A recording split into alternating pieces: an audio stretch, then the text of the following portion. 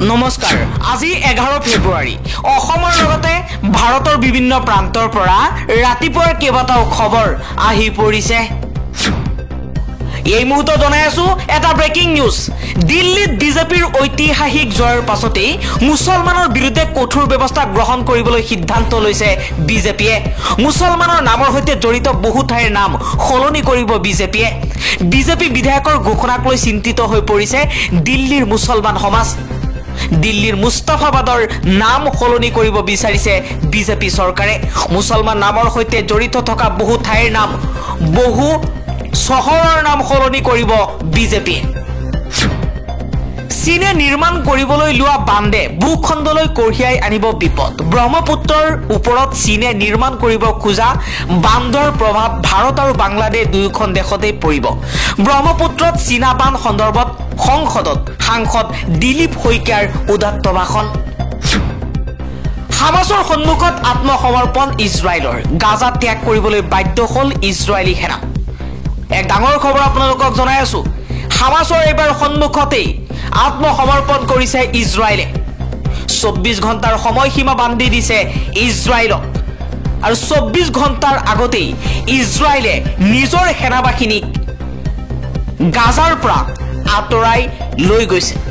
হামাছৰ সন্মুখত যেন এক প্ৰকাৰ আত্মসমৰ্পণ ইজৰাইলৰ ৰাহুল গান্ধীক হিন্দু ধৰ্মৰ পৰা বিতৰণৰ প্ৰস্তাৱ শংকৰাচাৰ্য অভিমুক্তেশ্বৰানন্দ সৰস্বতী ধৰ্ম সংসদত গৃহীত কৰিছে প্ৰস্তাৱ এতিয়াৰে পৰা শ্ৰেণীকোঠাত শিক্ষকে ব্যৱহাৰ কৰিব নোৱাৰিব মোবাইল ফোন শিক্ষক শিক্ষয়িত্ৰী সকললৈ কঠোৰ নিৰ্দেশনা শিক্ষা বিভাগৰ নিয়ম উলংঘা কৰা শিক্ষকৰ বিৰুদ্ধে লোৱা হ'ব কঠোৰ ব্যৱস্থা অসম চৰকাৰে ডাঙৰ সিদ্ধান্ত গ্ৰহণ কৰিছে অসম চৰকাৰৰ শিক্ষা বিভাগে কৈছে যে এতিয়াৰ পৰা শ্ৰেণী কোঠাত শিক্ষক বা শিক্ষয়িত্ৰীয়ে মোবাইল ফোন ব্যৱহাৰ কৰিব নোৱাৰিব মণিপুৰৰ মুখ্যমন্ত্ৰী এন বীৰেন সিঙে পদত্যাগ কৰাৰ পাছতেই খৰপ হৈ পৰিছে গৌৰৱ গগৈয়ে কৈছে পদত্যাগৰ লক্ষ্য মণিপুৰৰ জনসাধাৰণক বচাবলৈ নহয় বিজেপি চৰকাৰক বচাবলৈহে চেষ্টা কৰিছে মণিপুৰলৈ শান্তি ঘূৰাই অনাৰ বাবে বিজেপিৰ ৰুট মেপ নাই এন বীৰেন সিঙৰ পদত্যাগৰ পাছতেই খৰপ হৈ পৰিছে গৌৰৱ গগৈ চাকৰি দিয়াৰ নামত ধন সংগ্ৰহৰ অভিযোগত দিব্যাংগ মঞ্চ অসমৰ সভাপতি আৰু সম্পাদকক গ্ৰেপ্তাৰ নিহা গুৱাহাটীৰ বৰাগাঁৱৰ পৰা সেমিম আহমেদ নৱজিত বৰ্মনক গ্ৰেপ্তাৰ পানবজাৰ আৰক্ষীৰ তৃতীয় আৰু চতুৰ্থ বৰ্গৰ চাকৰি দিয়াৰ নামত ধন সংগ্ৰহৰ অভিযোগ ধন সংগ্ৰহৰ সন্দৰ্ভত ভাইৰেল হৈছিল ফোন কল ৰাষ্ট্ৰপতি শাসনৰ দিশে গতি কৰিছে মণিপুৰক লৈ ৰাজ্যপালৰ বিশেষ ঘোষণা মণিপুৰ বিধানসভাক নুল এণ্ড বৈধ ঘোষণা ৰাজ্যপালৰ নিয়োগ কৰিছে মণিপুৰলৈ হাজাৰ হাজাৰ ভাৰতীয় সেনা তিনিদিনীয়া ভ্ৰমণসূচীৰে আজি ফ্ৰান্সলৈ যাব প্ৰধানমন্ত্ৰী Narendra Modi artificial intelligence action সন্মিলনত অংশ ল'ব প্ৰধানমন্ত্ৰী নৰেন্দ্ৰ মোদী জাতিৰ দুৰ্যোগৰ সময়ত যিসকল শিল্পীয়ে ৰজাঘৰৰ পথলেহন নকৰাকৈ জাতি মাতি আৰু মানুহৰ লগত থাকে সেইসকল শিল্পীৰ লগতো জাতি থাকে ৰাজীৱ সদিয়াৰ মৃত্যুৱে সেই কথাই প্ৰমাণ কৰিলে ৰাজীৱ সদিয়া সন্দৰ্ভত এই মন্তব্য কৰিছে জগদীশ ভূঞাই প্ৰধানমন্ত্ৰী নৰেন্দ্ৰ মোদীয়ে ইউটিউবাৰক লগ কৰিবলৈ সময় পায় কিন্তু মণিপুৰৰ লোকসকলক লগ কৰিবলৈ সময় নাপায় প্ৰধানমন্ত্ৰী নৰেন্দ্ৰ মোদীক খুৰদাৰ সমালোচনা গৌৰৱ গগৈ বহু হিন্দু মানুহক চলাই ভুলাই ইছলাম কৰা মৌলানা মৌলবী মুফতিবোৰক গ্ৰেপ্তাৰ কৰিলেই ধৰ্মান্তকৰণ নামৰ বিপ্লৱবিদৰ অন্ত পৰিব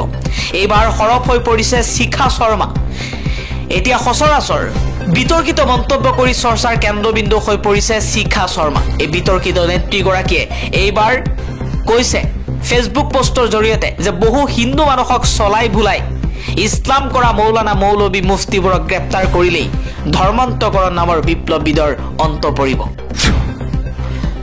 গুৱাহাটী মহানগৰীত অনিৰ্দিষ্ট কাললৈ বন্ধ কৰা হৈছে শোভাযাত্ৰা কোনেও গুৱাহাটীত উলিয়াব নোৱাৰিব কোনো ধৰণৰ শোভাযাত্ৰা গুৱাহাটী মহানগৰীত হোৱা তীব্ৰ যানজঁটৰ বাবে এই পদক্ষেপ মহানগৰ আৰক্ষীৰ গুৱাহাটী মহানগৰত BNSৰ 163 জাৰি নিয়ম উলংঘা কৰিলে BNSৰ 233 মতে শাস্তি বিহা হ'ব শোভাযাত্ৰাকাৰী মুছলমানৰ সাংবিধানিক অধিকাৰ কাঢ়ি নিছে হিমন্ত বিশ্ব শৰ্মাই দ্বিতীয় শ্ৰেণীৰ নাগৰিক সজাব বিচাৰিছে বিজেপি চৰকাৰে সংখ্যালঘু মুছলমানসকল আতংকত থাকিলে গণতন্ত্ৰ কিদৰে সুৰক্ষিত থাকিব বুলিও প্ৰশ্ন কৰিছে চাকৰিৰ নামত দালালি কৰা কোনোবাই হাৰি নাযায় বিজেপিৰ নেতাকৰ্মী হলেও চাকৰিৰ নামত ধন ললে ৰেহাই দিয়া নহব দালাললৈ মন্ত্ৰী পীযুষ হাজৰিকাৰ কঠোৰ সকিয়নি জলসম্পদ বিভাগত নিযুক্তিৰ ভুৱা প্ৰচাৰ চলোৱা দুষ্ট চক্ৰৰ বিৰুদ্ধে ব্যৱস্থা লোৱা হ'ব বুলি মন্তব্য কৰিছে মন্ত্ৰী পীযুষ হাজৰিকাই দেশৰ 5জনকৈ ইউটিউবাৰৰ বিৰুদ্ধে এজাহাৰ দাখিল গুৱাহাটী ক্ৰাইম ব্ৰাঞ্চত এজাহাৰ দাখিল সামাজিক মাধ্যমত বিশেষ পোষ্ট মুখ্যমন্ত্ৰী হিমন্ত বিশ্ব শৰ্মাৰ উল্লেখ্য যে ইণ্ডিয়াছ গট টেলেণ্টত অশ্লীল মন্তব্য কৰাৰ বাবে সময় ৰাইনা আৰু ৰণবীৰ আল্লাহ বাদিয়াৰ বিৰুদ্ধে দাখিল কৰা হৈছে এজাহাৰ ইয়াৰ লগতে আশিষ চাঞ্চালানী জসপ্ৰীত সিং অপূৰ্ব মাখিজাৰ বিৰুদ্ধেও দাখিল কৰা হৈছে এজাহাৰ বিৰোধী একলক নহলে দল কিয় দেশেই নাথাকিব দিল্লীত আজিৰে পৰা প্ৰায় 13 বছৰ আগতে আম আদমি পাৰ্টিৰ জন্ম হৈছিল জন্মৰ পিছতে আম আদমি পাৰ্টি কিয় ইমান জনপ্ৰিয় হৈ পৰিছিল আপুনি বাৰু জানেনে দলীয় ৰাজনীতি সম্প্ৰীতি কেনে এক পংকিলতাত পতিত আমি সকলোৱে দেখিছো ভাৰতৰ স্বাধীনতা আন্দোলনৰ নেতৃত্ব দিয়া কংগ্ৰেছৰ বৰ্তমান কি অৱস্থা সেইটো আমি দেখিছো বৰ্তমানৰ ৰাজনৈতিক পৰিস্থিতিটো কি বিজেপি এটা হিন্দুত্ববাদী দল আজি তেওঁলোকৰ চাৰিওফালে জয় জয় মই কিন্তু কোনো প্ৰগতিশীল চিন্তাৰ লোকে বিজেপিক সমৰ্থন কৰিব নোৱাৰে বামপন্থী দলৰ শক্তি এতিয়া সীমিত তেওঁলোক এসময়ত ভাৰতৰ 3খন ৰাজ্যত শাসনত আছিল এতিয়া হি গৈ মাত্ৰ এখন ৰাজ্যত সীমাবদ্ধ হৈছে যদিও এতিয়াও ভাৰতৰ অত তেওঁলোকৰ সংগঠন আছে কিন্তু এটা ৰাজনৈতিক শক্তি হিচাপে তেওঁলোক এতিয়া আৰু সীমান শক্তিশালী হৈ থকা নাই তেওঁলোকৰ এতিয়া আগৰ আকৰ্ষণ নাই এনে এটা পৰিস্থিতিত আন্না হাজাৰাৰ নেতৃত্বত গঢ়ি উঠা ইণ্ডিয়া এগেইনষ্ট কৰাপশ্যন আন্দোলনৰ পৰা আম আদমি পাৰ্টিৰ জন্ম হৈছিল তাৰ মূল উদ্দেশ্য আছিল দুৰ্নীতি পৰায়ণ ধনী আৰু স্বাৰ্থপৰ ৰাজনীতিৰ পৰা